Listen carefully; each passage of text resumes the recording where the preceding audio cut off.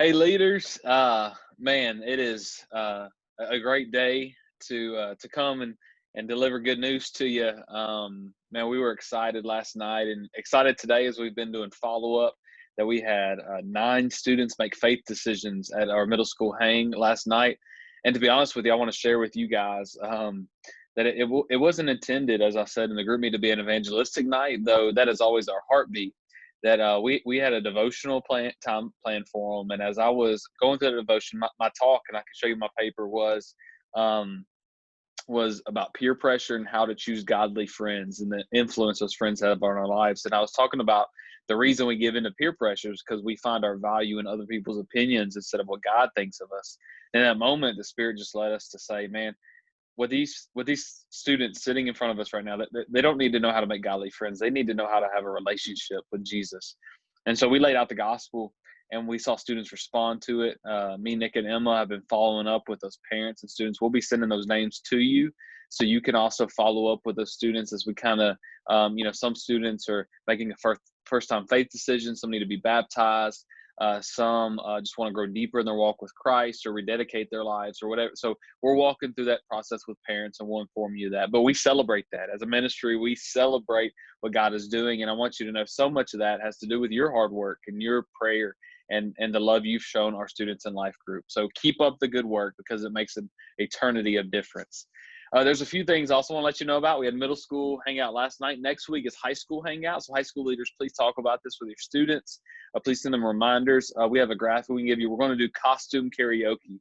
So it's going to be a fun night with our high school. We would love for you, leader, to come. We'll be reaching out to some of you as volunteers, but we'd love you to come, dress up.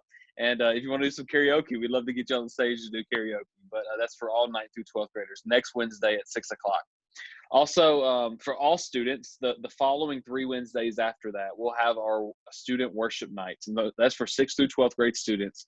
We'll have our kind of new student worship band leading us, and that's being led by Jonathan, and Brad is doing a lot to help us put that together. And we'll be actually bringing in some guest speakers. I'll preach one night, and a couple of guest speakers will preach the other nights. And so it's going to be a great time. So the following 3 Wednesdays after this next one are for all students. So you can help us by announcing that too. Also wanted to go ahead and give you, we'll be announcing a lot more about this in the coming weeks, but I want to go ahead and make sure you know that the dates for Spin this year, January 29th through 31st. As you can imagine, Spin will look different. I will have answers for that for you on that very soon. But I want you guys highly involved that weekend. We want everything we do to connect back to our life groups. And so please mark those dates down so I can get you involved for that weekend. I just want to go ahead and give you those dates, January 29th through 31st, 2021. And then last reminder for our Sunday gatherings, please make sure you're taking roll. It's so important for our follow-up process, but also for contact tracing. And so we need you guys being really good at taking roll each and every week. All right, so for this week's lesson, we're still in First John. Man, I love First John. It's been such a great study for me, and as I know as it is for our students. So pray your discussion has been well. A few things that I noted. Our passage this week is chapter 3, verse 24 through 4:16. Once you watch Tony Evans' video, he starts it with an alarm system and how an alarm system goes off because someone is trying to cause chaos or confusion in your house. And I think there's a good opportunity there to make a tie-in with being the week of Halloween. I don't think we have to talk about Halloween a whole lot, but just about what your biggest fear is. And a lot of times our fears are rooted in, being deceived or being scared or being tricked or the rug being pulled out from under us. And so I think you could have some fun maybe with a story from your own past of where you were scared or what our biggest fears are. I think you could use that as a good tie-in to this week's lesson about being deceived.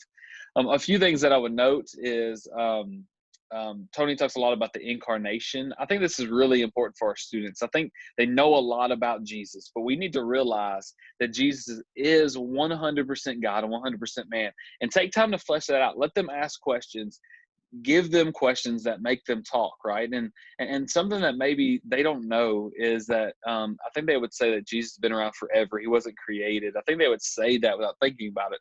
But do they know that we believe there's appearances of Jesus in the Old Testament? Jesus isn't just in the New Testament, but in the Old Testament. Take some time to research some of that and talk to them about that, like the angel of the Lord that wrestled with Jacob. We believe that to be a pre-incarnate a picture of Jesus, or showing of Jesus, or appearance of Jesus is the better word I'm looking for there. But often in the Old Testament, it refers to the angel of the Lord. We believe that's theologians believe that's a pre-incarnate Jesus. And so this is something that gets their minds thinking, something that a lot of our students I don't think know about. So it's a great opportunity to talk to them about the incarnation, why the 100% God, 100% man matters, and how we see that played out in history, how he was present at creation, and all of those things. And then also another great point is as we talk about being deceived and the alarm system going off, that's talking about false teaching. And boy, do we live in a time of false teaching. And our students, I think more than ever, have a hard time deciphering that false teaching. So how do we know what is good and what's not? Now, I'll use an example of, I sat down with some college students not that long ago, and had to talk through some theological things with them, and political things and all that. And a lot of their statements led with, man, I just feel like. And when we're talking about how God views something, the theology of something, right teaching versus false teaching, we have to be careful to say, man, what I feel like. And instead, we have to place our feelings to the side, and we have to look at the Word of God. We have to believe the Word of God is truth, and study the Word of God to see what God has to say about it. And so he tells us the way we know what false teaching isn't what we feel about it or think about it, but the Word of God. And the only way we know how to decipher the alarm goes off of false teaching is when we're walking deeply and closely with God, when we're walking in intimate relationship with Him, and when we're obeying His commands and loving others well. When we're doing these things, we're so connected with God in our relationship that false teaching stands out. The alarm goes off and say, man, beware of this. Watch out for this. This is not good. And so in a day and age where our students are being indoctrinated with false teaching and teachings of, man, I feel like, or man, we have to be accommodating to every person and their beliefs. We have to know there's right and there's truth and there's false teaching. And let's decipher for our students how they can walk through that process. It's going to be a great discussion. High school, you're in Weber worship. Middle school, you're in classrooms. It's going to be a great Sunday. Let me know if you guys have any questions. Love you. Thank you.